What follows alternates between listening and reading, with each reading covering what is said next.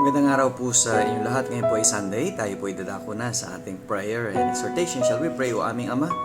Muli kami ay nagpapasalamat sa araw na ito at pangunahan niyo po ang aming coming together sa bawat gawain. Pagpalaan niyo rin po ang mga magpapahayag ng mga aral mula sa inyong salita. Nawa ay may mga makakilala kay Jesus sa pamamagitan ng pagtuturo nila na tanggapin nila si Jesus na maging kanilang Panginoon na tagapagligtas sa lahat ng tagapakinig.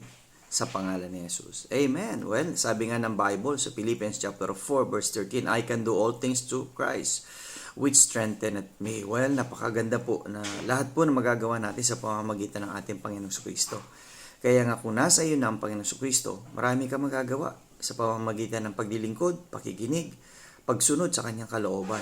At may kapayapaan sa pagsunod dahil ang pananampalataya ay pagsunod sa kalooban ng Panginoon. Kaibigan, baka wala ka pang pananampalataya sa Panginoong Kristo. Tanggapin mo si Jesus ngayong araw na ito na maging iyong Panginoon na tagapagligtas at sumunod sa kanyang kalooban at umalikod ka na sa kasalanan. Okay? Sana sundin mo yan. Okay? At magkaroon ka ng maayos at may kapayapaang buhay sa araw na ito. See you again tomorrow sa The Strong Family Prayer and Exhortation.